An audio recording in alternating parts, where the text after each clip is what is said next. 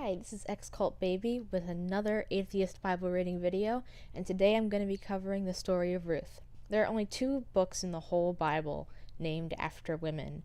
One of them is Esther, which I already covered her story in another video, which I will leave a link to in the description. The other book in the Bible, obviously, is the Book of Ruth, which I'm going to cover today.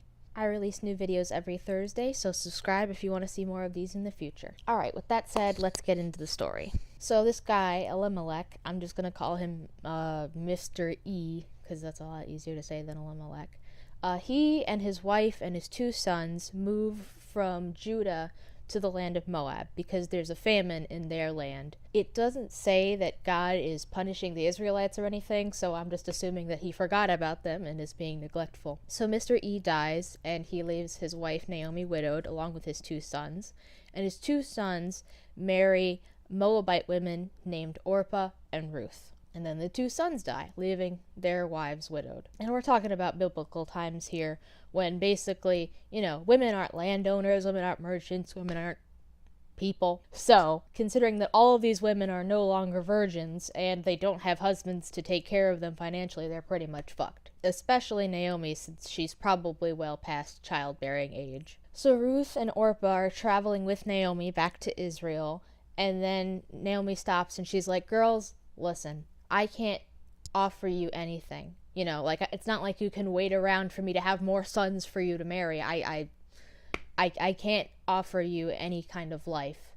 And God has already fucked me over, but I don't want you guys to get fucked over too. You don't have to be fucked over with me. So you guys should just go back to the land that you came from and leave me alone. So Orpah, in tears, leaves Naomi, but Ruth stays. And she gives this really nice little, poetic speech about how she's not going to leave Naomi's side and she'll stick to her until she's dead. Where you go, I go.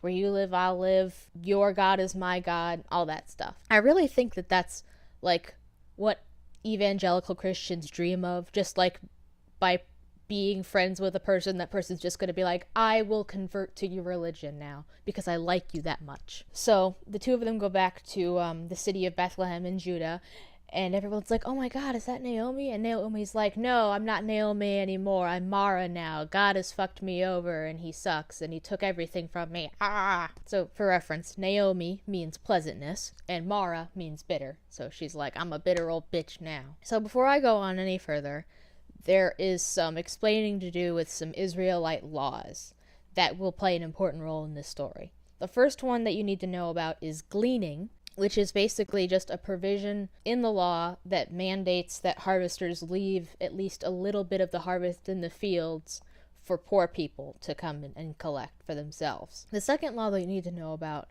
is about repurchasers and brother-in-law marriage. And as it applies to this story, the concept of repurchasers, the idea is that if you are an Israelite man and your brother dies and he has a wife but no sons, that you have to marry your sister-in-law and have kids with her to carry on your brother's name. The whole concept of which is just centered around a man's legacy and a woman's ability to have sons. So I already got into that a lot in my last video, which I will leave a link to in the description if you haven't seen that yet, but I'm not going to get much into it here. But there's plenty that I have to say about that, trust me. Another thing that I don't like about this law is that the man who marries the widow is called a repurchaser, which very explicitly equates the woman to property, because he's repurchasing her. Her original husband purchased her, and now she's being repurchased. So anyways, Mr. E has a wealthy relative named Boaz, and Ruth goes out to glean in the fields to get some food for her and Naomi, and she happens to find herself in Boaz's field. So Boaz goes and he's checking out his field, and he's like, ooh, who's that girl? And the harvester's like, oh, that's Ruth. She came over here with Naomi. And he goes up to Ruth and he's like, hey, I just want you to know, you don't have to go to any other fields. You can stay here as long as you need to. I told my boys to look out for you and not to mess with you, and the water's right over there, and you can drink from that. And she's like, oh, why are you being so nice to me? And he's like, well, I heard about, your situation, and I thought that it was really cool of you to come back with Naomi and take care of her, so yeah, just looking out for you. God bless you, all that stuff. So Ruth eats dinner with Boaz, and then she goes home to Naomi, and Naomi's like, where did you glean in to get all that barley? What field did you go to? And she's like, oh, just some old guy named Boaz. He was really nice. And Naomi's like, I think he's a relative of my husband. And she starts scheming. We'll get back to that in a second. So Ruth continues to glean in Boaz's field until the harvest season is over. And then, after the harvest season is over, Naomi's talking to Ruth, and she's like, listen, we're about to get you a wealthy man. You go get yourself all dressed up and put on some perfume and get ready to look your best for Boaz. So this part's really, really weird. So Ruth goes to where Boaz is staying the night, and she waits until he falls asleep.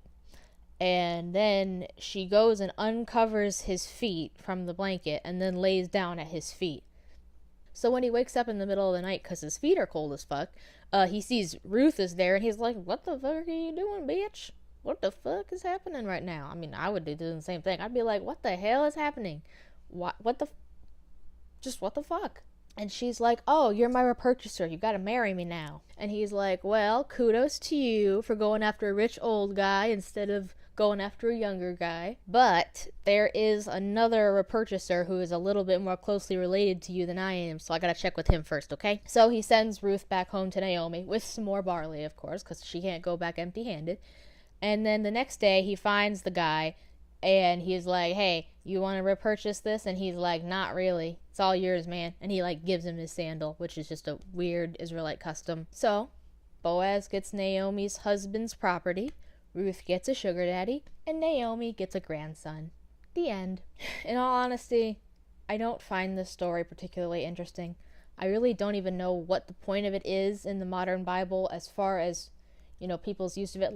When people look at the Bible, they get moral lessons from the stories, and they get, obviously the laws and the rules and the principles that are in there, but there really isn't much of that in this story.